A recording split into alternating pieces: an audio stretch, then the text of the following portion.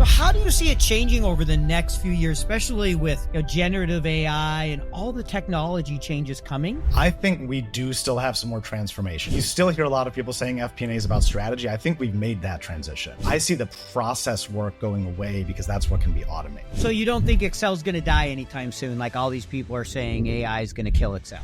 Never. To me, great FP&A is about bringing people together. It's about bringing different departments and teams together to help your business partners make the best decisions possible for the company. Our data needs are so great now that the IT organizations can't handle them and cleansing them the way we need them cleansed. That's where we as FP&A professionals to be jumping into those conversations. These tools require great data, and rarely do we have great end-to-end data across our system. What is the number one technical skill for FP&A professionals to master? For me,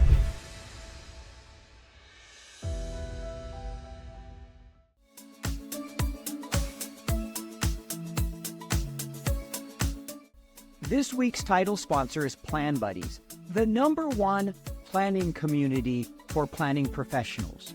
Check it out at plan-buddies.com and join me in the community today.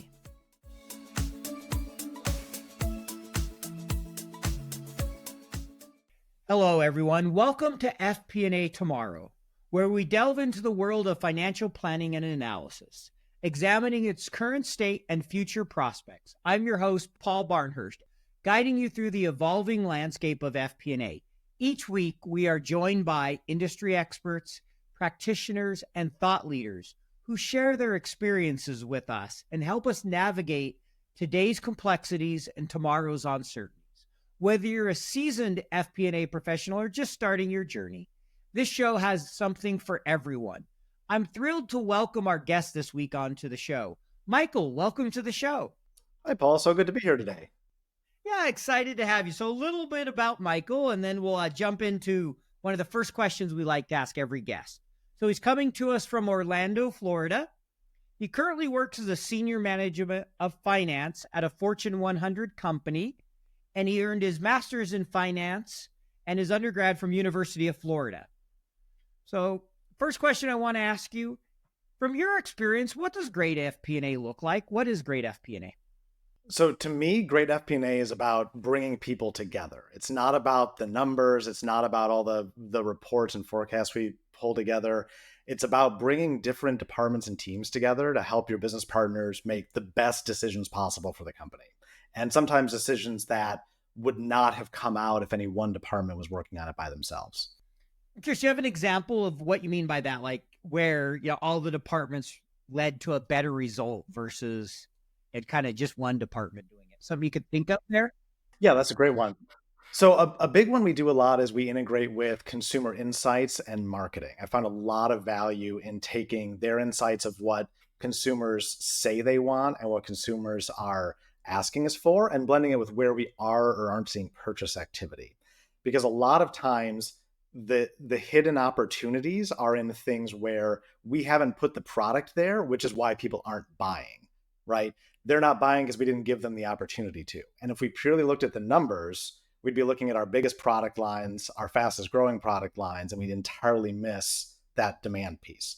Putting them all on one page allows our operators to see that and make the right decision. That's a great example. I love that, of being able to see that market research data you've done that says there's a change in trend. This is becoming more important, or people are more interested in it. You can look at financials and say, okay, that's not being prefaced or pushed at point of sale. Let's marry those two together and capitalize on that opportunity. Yeah, exactly. Love it. So I'm curious your thoughts, right? Over the last couple of years, FP&A's changed a lot.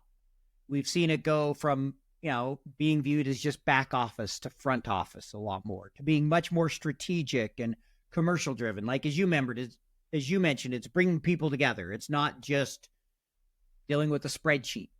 So how do you see it changing over the next few years, especially with generative AI and all the technology changes coming? Do you see FP&A being different 5 years from today, or do you think it'll be pretty similar to what it is today? I think we do still have some more transformation. I think you still hear a lot of people saying FP&A is about strategy. I think we've made that transition.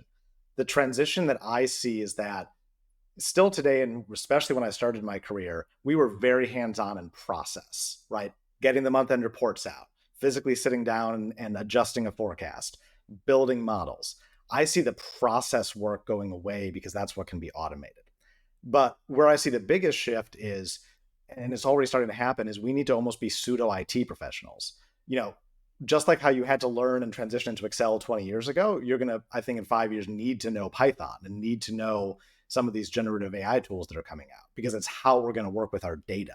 So, and that's the biggest piece is that our data needs are so great now that the IT organizations can't handle them and cleansing them the way we need them cleansed. And that's where we as FP&A professionals, even at the senior manager level, need to be jumping into those conversations because these tools require great data. And rarely do we have great end-to-end data across our systems. I mean, I've worked at some companies where we had 5 different ledger systems on different platforms feeding into one. It's master data nightmare. I can relate. I worked with a company that, I don't know, we had like 10 different billing platforms, and just the division I supported, I think we had 4 different billing platforms in one of them and 2 in the other. So I get it. It's a nightmare when everybody spells Delta Airlines differently. That's the example I use when I worked in travel, right? Delta Air, Delta Airlines Inc., Delta Airlines, Delta with a capital. Like, all right, I'm done. Delta Group. Like, which Delta are we using today? I totally can relate to that one a lot. One other question before I ask you, just tell us a little bit about yourself and your background. And I want to ask one more question. You mentioned you think it's going to become much more technical, Python. So I'm curious, what are you doing today to prepare for that, if that's your view? Are you learning Python, or where's your kind of head at in that area? I'm doing 2 things. So I'm working on Python and I'm working on generative AI as it relates to automating processes. That's really where I'm working, is bringing those 2 together. And actually, I've married the 2 together by having AI write my Python scripts. I know that'll be sacrilege to some who like to sit down and code, but I'm all about efficiency. And I've been using the generative AI to teach myself Python by learning its functionality, by reviewing libraries of code, and then having the bulk of the code written by AI tools, which I have found it does exceptionally well. I've had a lot of success with Python, with VBA. The code outputs are great because there's a right answer in there, right? It's not so much gray area where AI struggles. If you give it very specific instructions and tell it a task, there's code for that and it generates the code very well. Yeah, no, I've definitely seen a little bit of that. I haven't done much on the Python front. I've used it to help me with Excel. I see it often, will give the code, and I know it does a really good job there. I've heard a lot of people talk about that. So I appreciate you sharing how you're doing it. I think it's really exciting to see. You're not the first one that said AI is going to make us in some ways more technical, not less. A lot of people think it's less, but I've heard some Yeah. say it's just different. There's going to be more of a need, kind of the data science side of things, maybe that programming a little bit in FP&A than there is today, as well as the strategic side that continues to grow. So it's an interesting mix. If you think almost, I look at it as it's like your superhero cape, right? AI can't do the work by itself. It needs you to guide it. And part of guiding it is being extremely technical with guiding it. But once you guide it the right way, it can 10x your abilities. I wanted to joke what I thought of. Have you seen The Incredibles? I have, yeah. Edna, no Yeah. cape, no capes. That's what I thought of when you said that. I'm sitting there picturing it's like capes get caught. Anyway, sorry, total side note. But why don't you take a minute and just walk us through a little bit more of your background, how you got where you're at today, how you got into finance. Just introduce yourself to the audience, and then we have some other questions we'll jump into here. Sure, absolutely. So first and foremost, I have a wonderful wife that I met actually working at my first job out of college. So we've been together since then. We have 2 amazing kids, a 2.5-year old and as I say, a half-year-old, who are just so much fun and keep us so busy. And then my dog, who when I'm working from home is my supervisor, and he's actually sitting on my feet right now. I was fortunate enough to receive, coming out of the University of Florida, I received an offer for a finance internship at kind of a dream company in the media space. I was able to develop my career there. Big companies move fast, and in a period of 6 years, I had 5 positions and was able to kind of quickly learn a lot of different skill sets from different managers. Was kind of looking for something new and to broaden my skill set. So I took a controller role at a startup where I was the head of finance and accounting. Have phenomenal respect for accountants because that is extremely challenging work, especially in the construction space. And quite honestly, I didn't know what I was getting myself into, but kind of learned as I went. And there you go.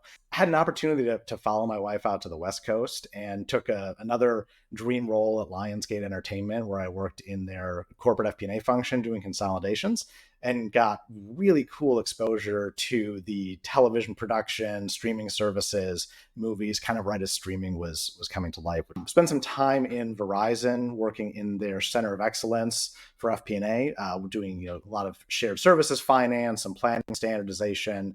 Some really fun work there as they kind of transformed their finance organization, one of the biggest finance teams in the entire world, which was exceptional.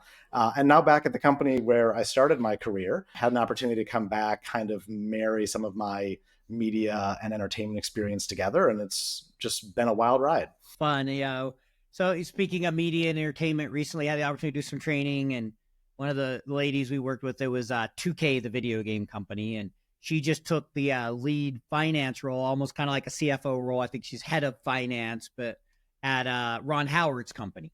I know he merged that with someone else. I can't remember the name of it now. Imagine Entertainment. And so kind of you mentioned Lionsgate. I could tell it was kind of like the dream for her. So I'm curious, media industry. Why the media industry? What fascinates you about it? You've been at Lionsgate, other large companies, Verizon, etc. What gets you excited to work in that space? So there's two big things. The first thing is I love storytelling and presentations, and the media industry really lends itself to that because, first of all, you're working with people who are storytellers. They're a fun group to be around, very creative, very passionate about their product. And the media industry is made up of a lot of events, right? There's movies come out and TV shows come out, and there's all these big events that create really cool stories to tell in the finances. And kind of tying into that, it's also really challenging to forecast because you're working with products. When I was at Verizon, there's momentum in a subscription business, right? What we sold last month, we're not going to lose half of our customers overnight. It's just not going to happen. But in a media business, you put a movie out there like we would do at Lionsgate, and if you got within 20% of the box office forecast, you were thrilled because you're going off of historical comps, right? You're looking at, well, if we're going to do Hunger Games 2, how much did Hunger Games 1 make? And you go from there. And you're never going to be right. We always say you're never right in forecasting, but you're really never going to be right. You're not going to be right on the timing, the size, and you have to make all of these cost decisions, how much you make the movie for, how much you market the movie for, before you even know what your revenue is going to be. And that interplay of building this kind of portfolio and hoping that the portfolio succeeds, almost like venture capital, that really fascinates me from a finance and forecasting standpoint. I like a good challenge.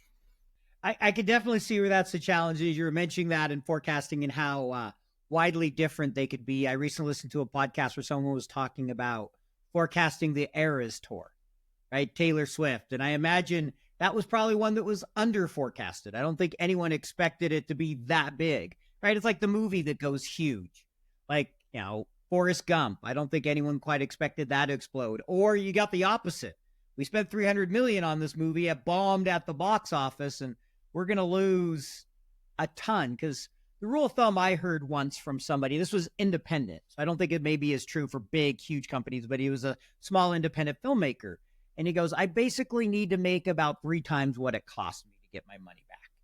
When you add in the marketing and how much the movie theaters get and all the cost along the value chain. And often that doesn't happen until you release it on video.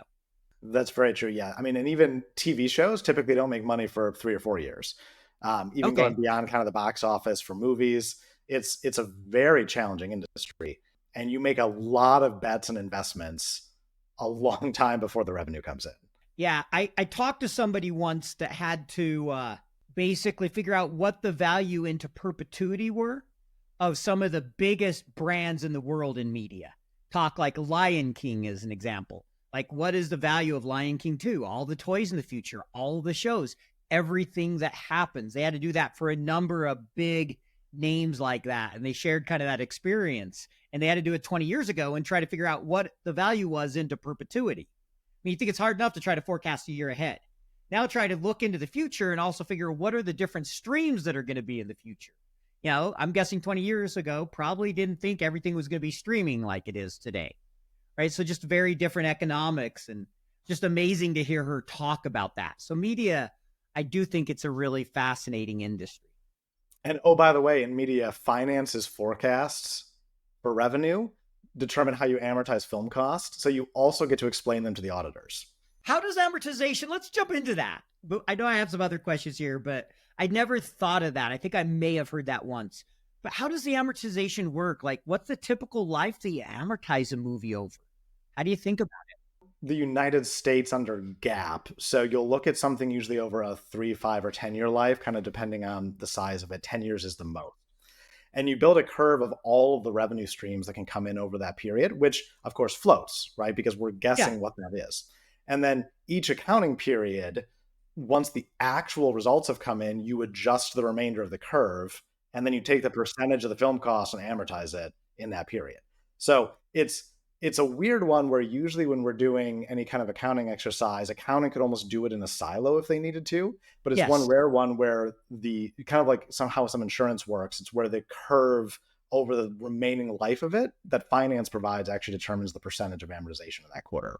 Yeah, I mean, it's kind of like when you're doing accruals for revenue at the end of the month, often accounting needs finance help to understand that. This is more complex than that, but I do know a lot of what you're talking about with accruals and amortization, and because I supported Traveler's Check and different situation, but you took breakage revenue in the international markets. In the US, it was all considered abandoned property and was turned back over to the States because you could identify the person.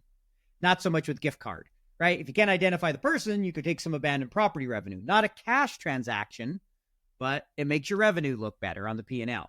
And so I had to forecast a spend down curve for all the different countries and currencies and different products out 40 years. And then after 40 years, you took whatever was left over once you got to 40 years and assumed nobody was going to cash it after 40 years. But they still could, because you had a liability into perpetuity. If they encashed it, you then had to adjust the books.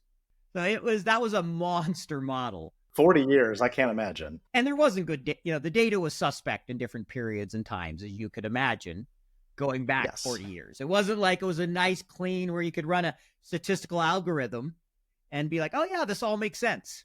Nope. There was never good enough data. So you were making a lot of assumptions. I can relate a little bit. Different situation, but I get that challenge there and the questions with the accounting team. You run a website called F9 Finance, and I know you've written a ton of articles on there. Tell me about that. What motivates you to write so much? So this started as a passion project during COVID, and it's something that I was so passionate about, I really felt the need to continue. The biggest thing for me is really bridging the gap between kind of the academic, and I mean that by kind of all like the current resources around finance, and practically what's happening in the workforce. And part of that is that as people transition from college into the workplace, but another bigger part of that is the people already in the workplace with very busy leaders, with not a lot of time to invest in training and trying to develop their careers and become better finance professionals. A lot of the materials that are out there are today not translating into the real world of finance, right? You're not going to find great books about how to handle situations where a business partner just doesn't want to work with you, right? You're not going to find people who want to kind of transparently talk about these things. You're not going to talk about or keep up on a lot of the technologies that are happening. How do we think about AI coming in?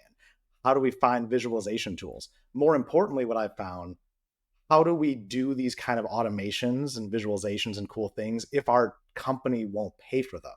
What are the ways we can kind of find low cost or even free ways we can do this and roll it out, even if it's just your own job, right? There's just not a lot of people kind of taking that personal approach to help the individual finance professional succeed the way finance really is.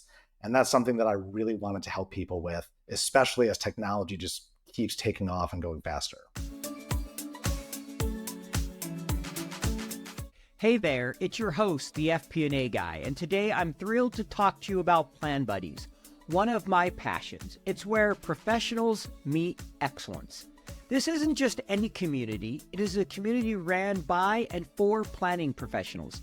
At Plan Buddies, we're all about fostering connections, sharing knowledge, and providing mentorship among our members. Ready to elevate your career? Visit plan-buddies.com and become a member today. And here's a special treat. Use the promo code the FP&A guy, the FP&A guy, for an exclusive 25% discount on your first year membership.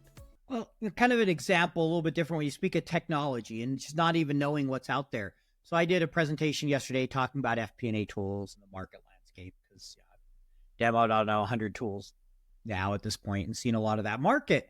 And we asked some questions of basically what's holding you back from implementing a tool. And the number one thing people said was just lack of awareness of what's out there.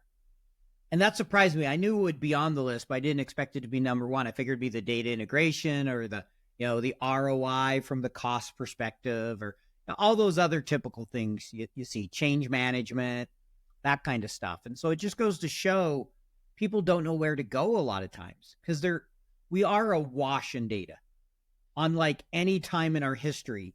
And it's generative AI has substantially accelerated that. And it can be overwhelming to even know where to start. So I think that's great you're doing it. And what's kind of been the response? What do you hear from people, or how's that side of it? I've gotten really great response on it. One of the biggest things I try to do is, even though I'm speaking to a professional audience, I try to use very simple and straightforward language. I write my articles, I go through and I scan again for any technical jargon, acronyms. I pull them out and put in simple language. Then I go in a third time and I put in simple language and try to make it as funny as possible. And people have found that it is just a lot more approachable because we're not only saying, here's this very simple guide talking just plainly and hopefully humorously, and my jokes aren't always that funny if you ask anybody, but hopefully humorously, and then giving you an Excel workbook and taking you through the Excel workbook and walking you through step by step how to approach it, and then going a step further and saying, and here's a couple of tools, paid and free, right? And the paid one can do all of this, the free one can do this, and bring this to your company and try to get this in your transformation roadmap, or take this and implement it in your own job. So acknowledging the reality that you can't just take a page from a textbook, walk into your job and do that and it works. So all these nuances that are so often forgotten in that entire process. And so far people are loving it. So I have to ask, full-time job, 2 kids under 3, I think you said, writing lots of articles. I know you do other social media stuff. Do you sleep? Rarely, but that's usually because of the 6-month-old waking us up. It's a lot of automation and process. I try to really practice what I preach, and everything is written by me, but I've found some really cool ways for AI to assist me in the processes of creation. Sure. And to kind of speed up what I do. At the end of the day, I want it all to be me, be human, be authentic. But I found a lot of ways to batch process, to automate things on the back end, to streamline things. And that goes for both my day job and at home. I want everything to go fast. I want to get my team home at a reasonable time. I am constantly looking and constantly trying to refine my processes wherever I can so that we can all get home and spend time with our families where it really matters. Love it.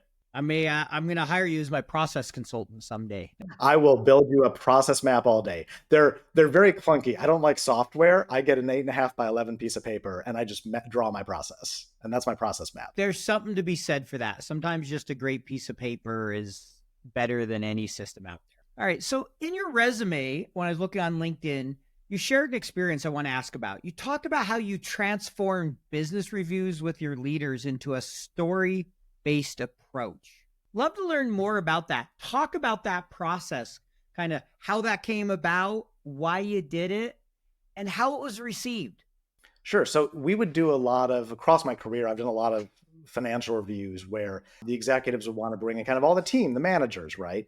And when I would take over these decks, they were page after page of just a wall of numbers. And if we were lucky, there'd be a few bullet points in there. And I would look around the room and nobody was paying attention at all.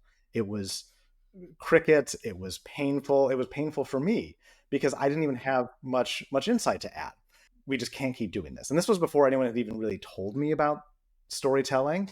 But my goal going in was to just engage people and make them, dare I say, excited about finance, instead of dreading when it was our month, our week of the month to present. So the way I started, again, we had these decks that were just walls of numbers. The very first thing I did is the first page, instead of an executive summary, instead of a wall of numbers, waterfall cause of change, one of my absolute favorite tools for analysis. And I would bucket this in two ways. I would bucket it in kind of the technical and the noise. Think about, accounting adjustments, Mike made an error in the forecast, all the stuff that isn't really a business driver. It's just kind of the back end. It's important to point out, but it's not the business. Not where you want to spend the time. It's not usually controllable. Sometimes you have to Exactly. address it, but it's not the controllable item. Exactly. And then from there, we go into not P&L line items or, here's revenue and labor. We would go into buckets of stories, of major things that happened in the business, right? Something closed, something opened, there was an emergency, there's something that's not resonating with consumers. And I would break down the business performance from those stories. And then the rest of the presentation would be digging into those stories to help everyone understand how the financial performance connected to what they, the management team, were seeing every day in the business, to make it very tactical and tangible for them. And hopefully where I could, to give them some things that they could do to turn those red numbers, if they were red, to positive, or to learn from the green numbers on the page. And then put all the walls of numbers in the appendix, because you still need those. We're finance people. We have to show up with our walls of numbers. Yeah, there definitely has to be some numbers in there, but I really appreciate that and taking that story-based approach and thinking it from the business perspective. Because so often those reports just end up in the round file basket instead of really being used. So I'm curious. Yeah, I always say, if you ever want to know if people are reading your reports, just take a month and stop sending them all and see what reports they ask for. Very, very true. I've built dashboards in Power BI where you're like, okay, nobody's looking at this, hasn't been updated in 3 months, and I haven't been asked a question, so it's not really needed. So it's like, okay, what do we do now? Because nobody cares about it. Is it because of the report? Because they're not aware? Then you start asking those questions of what's the reason. And if it's something you're delivering every month and nobody's reading it, it's because there's not value. Because if there's value, they'd find time to look at it, regardless of how busy they are. The average person knows where they should spend their time. What advice would you give to somebody listening who's thinking, where do I start? I want it to be more story-based. I know my business reviews are not very good. I have the same problem you do. I look around and everybody has that look of like, all right, when's this meeting over? And I'll give an example. So my partner and I do a lot of training. His name's Ron Montero. And there's a Kraft commercial. I don't know if you remember it. He was working for Kraft at the time. It's a Philadelphia cream cheese. And you see the one lady get all excited. She's all, Deb, there's a budget meeting. And you see her turn to someone else, budget meeting. And you get everybody in the room. The guy's up there just really boring with the chart and this and this. You see everybody eating bagels with cream cheese. I can't wait for next month's budget meeting. Kind of that idea of like, oh, I get what I want. Had nothing to do. You could tell they're all bored to death with the actual meeting. And so we kind of share that and talk about how you need to change things. So what advice could you give for people that are maybe going through that experience where it's pulling teeth or you got to bribe them to get them into the room? Yeah. And, it's sad, but true that is what people think of our profession. And one of the things, a lot of us are trying to change. I'd say the biggest thing is the last thing you should do is touch your report. I'll just start there. The first thing you should do is not touch your reports at all. The first thing you should do is learn your business inside and out and build incredible relationships with your business partners. That is the first thing before you do any of this. And that applies to any role in FP&A.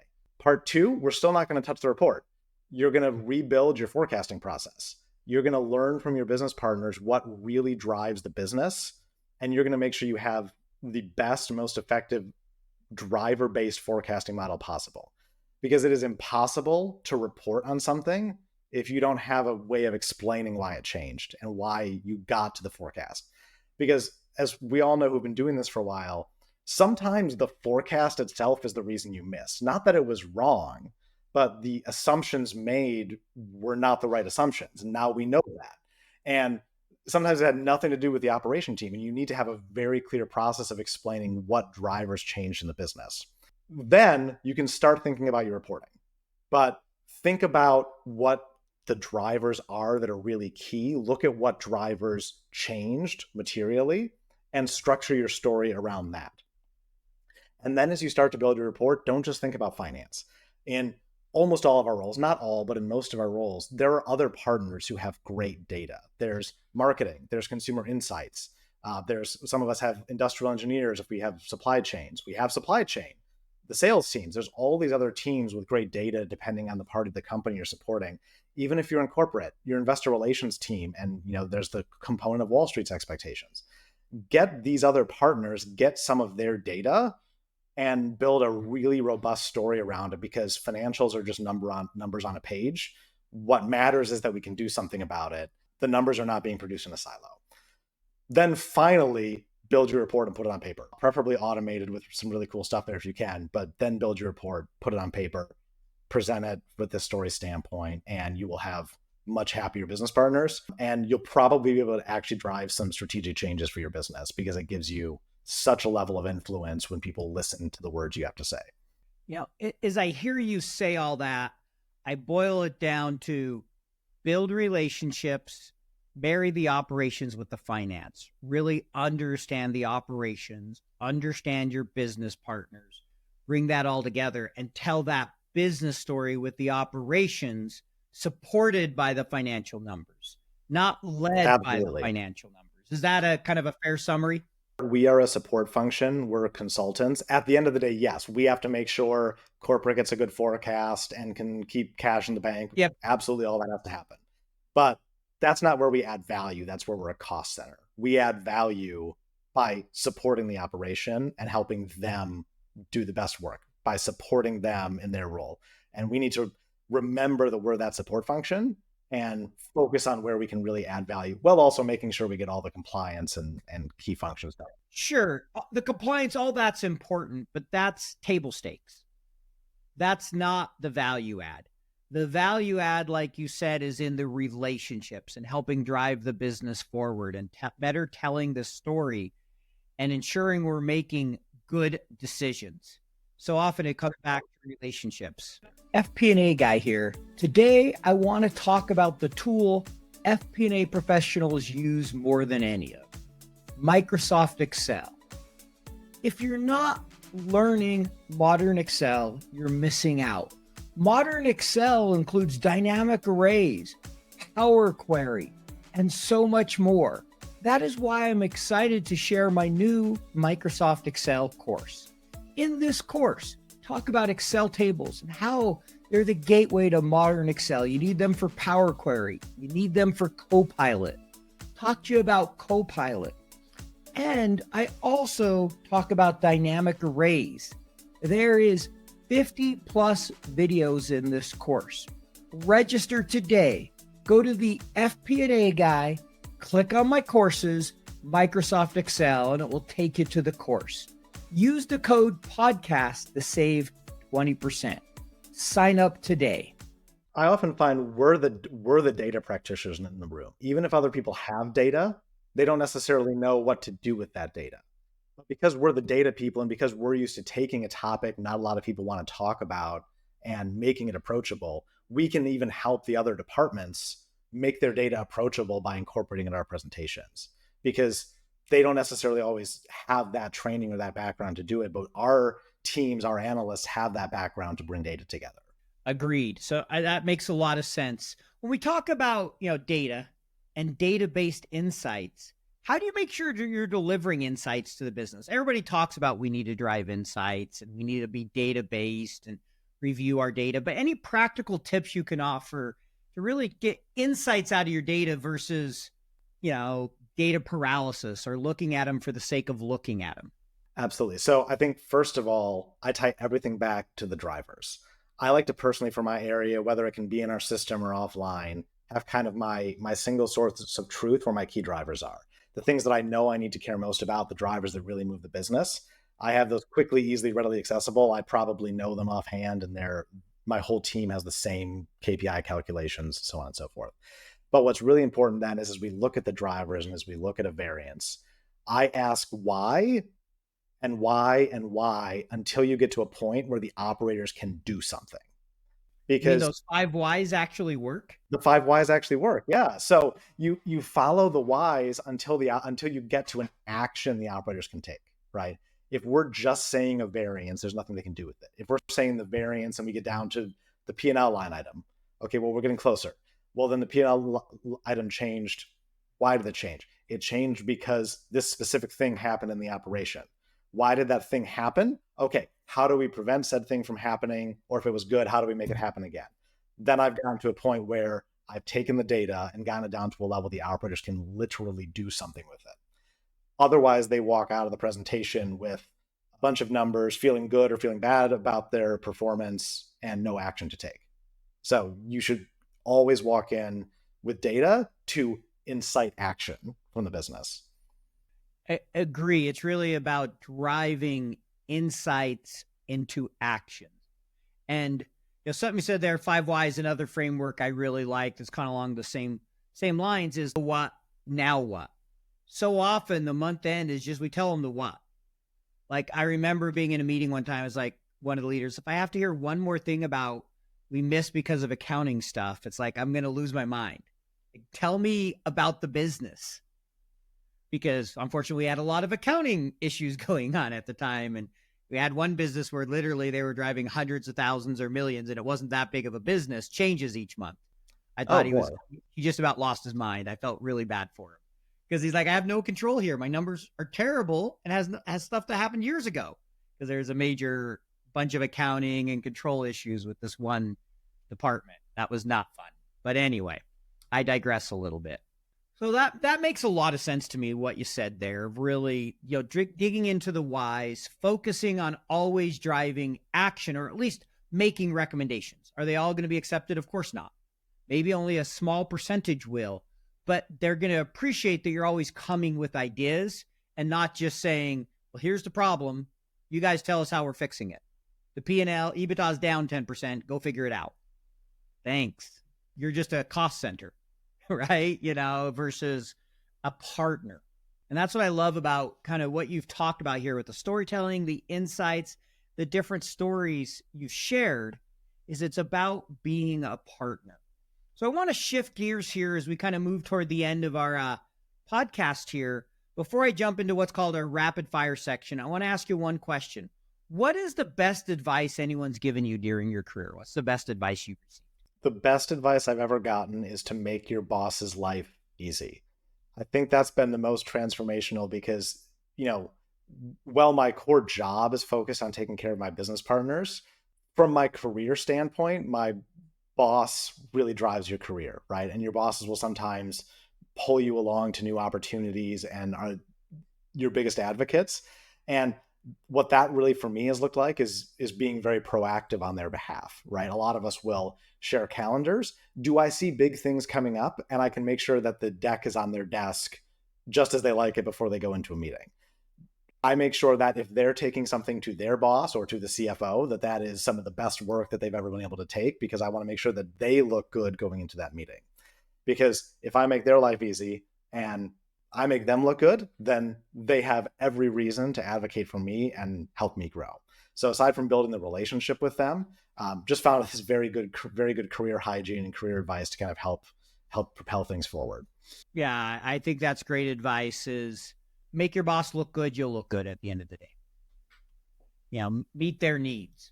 So here's how our rapid fire section works. I have a few questions for you, and the idea is to keep them short, no more than 30 seconds or so to answer these. And I'm going to start with the first two that should be really kind of easy to answer, short answers. What is the number one technical skill for FP&A professionals to master? For me, driver-based financial modeling. It's not something we talk about as a separate skill, but I think if you're working in a corporate setting with FP&A, that is very undervalued, and the average person I come across doesn't know how to identify good business drivers. Love it. That's a good one. What's the number one soft skill or human skill they should master? It's a little broad, but relationship building. We're I really thought that's what you were going to say. we're not a numbers function. We work with numbers, but 90% of our job is building relationships and getting people to talk to each other and to trust us. What's the one app at work that you can't live without? Oh boy, that's a good one. I think ThinkCell. I am obsessed with waterfalls, and I pay for ThinkCell myself because I just absolutely love the ability to build waterfalls that quickly. All right, so I'll ask you one other question. When it comes to Excel, what has you most excited about the future of Excel? I'm a big fan of Copilot and some of the other add-ins coming. I think we're going to see the add-ins start talking to each other in the near future. You think about kind of bringing together, and it started to happen, but bringing together like the ecosystem of Copilot and all the Power software. And Yep. from a data management standpoint, that gets me very excited. So you don't think Excel's going to die anytime soon? Like all these people are saying AI is going to kill Excel. Never, never in a million years will you take Excel from us. The way we've managed data is perfect for a world that no longer exists. Over half your team's time is spent cleaning data. Imagine a notebook that does the work for you. Turn dirty data into a powerful asset with analyst intelligence. Join modern FP&A teams at analystintelligence.com today. So I'm going to have to pry it out of your cold, dead hands, is what you're telling me. All right. I know you're currently using generative AI. What's your favorite use case? My favorite use case is writing code. I mean, just as an easy example, I was never the best VBA coder as much as I like to use it, but a couple quick VBA prompts specific to the workbook I'm working on, tell it the intersections of your data, tell it where you want to output. And I have yet to have to correct a single line of code for VBA. It's probably been the best, most reliable output from ChatGPT. So you're saying it's a lot better than going to Google and trying to find somebody else's code and copy it Oh, in? so much better. That for some reason that just never works for me. There's all you run it and you're like, all right, where's the error? Yeah. So this next section is the get to know you section. We want to know a little bit more about you personally. What's your favorite passion or hobby you do outside of work?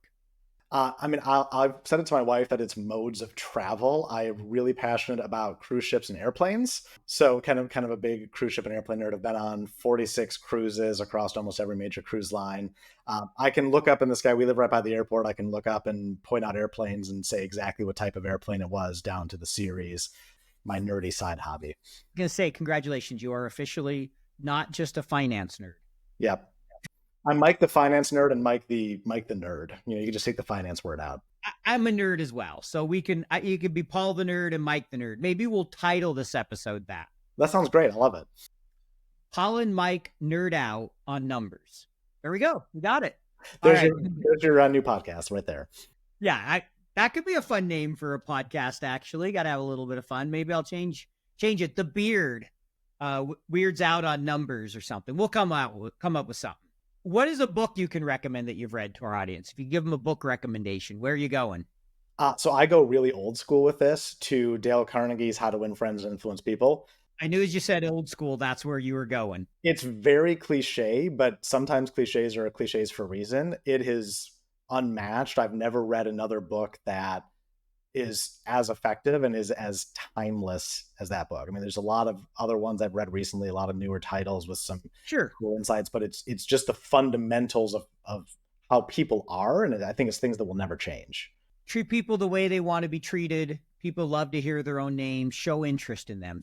Basic. I mean, if I was to sum up the book, those are probably the three things I say. There's a lot more advice to it. They're writing people's names down, just little things that anyone can learn to do. Nothing in there is one of those things that you have to be overly talented to do. If I had to sum it in one sentence, it's be nice and treat people with respect. Yeah, golden rule. It's pretty simple, but we so often forget it. So you love planes, you love cruises. If you're going on a trip tomorrow, you can go anywhere in the world. Where are you going? Hawaii. My wife and I went there for our honeymoon. We have a Hawaii themed living room. It's just a lot of great memories there. And plus you can fly there and take a cruise ship once you get there. So there you go. Got it. So you're going to fly and do it all together. I like it. If you could have dinner with any person alive in the world today, who are you taking to dinner?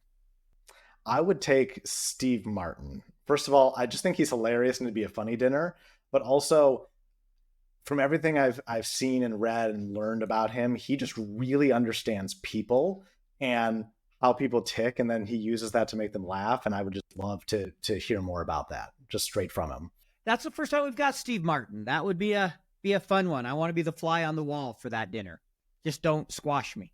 That's all I ask. All right. So if you could offer one piece of advice to our audience to be a better business partner today, what's that one piece you're going to tell them? So just as I said about making your boss's life easy, make your business partner's life easy, make them look good. Because again, we're in a support function and our job is to help grow and propel their businesses. Our job is to make their lives easy, to give them the information they need to make decisions, and to be responsive, accountable, and very collaborative with them. If you just focus on making sure they are very happy and taken care of, you will be better than 99% of the business partners out there. A simple example I give is, I was in a role where often commissions and the forecast would come due at the same time. And I get this call, why isn't your forecast loaded? Because I chose to pay our employees. Never once did I get this, well, why didn't you put the forecast first? Pretty self-explanatory. And you get some people that wouldn't do that. Oh, no, I got to take care of my boss. It's like, no, always put those fundamental needs. Forecasts can wait a day.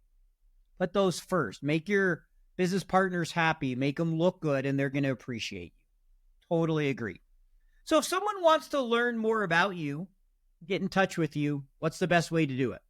So you can find me on all the social media platforms, as well as our website, f9finance.com, where we have a bunch of email addresses. But to get me fastest, I'm most on top of my LinkedIn inbox, either Mike's F9 Finance or Michael Dion. All right, great. Well, thank you so much for joining us today. I've enjoyed chatting with you. I think it's been a great episode and hope the audience loves it as much as I did. So thanks for joining me. We should do this again sometime. Thanks, Mike. Absolutely. It's been a pleasure speaking with you.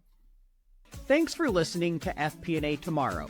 If you enjoyed the show, please leave us a 5-star rating and a review on your podcast platform of choice. This allows us to continue to bring you great guests from around the globe.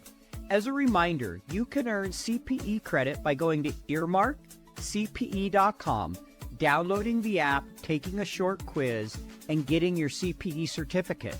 To earn continuing education credits for the FPAC certification, take the quiz on Earmark and contact me, the show host, for further details.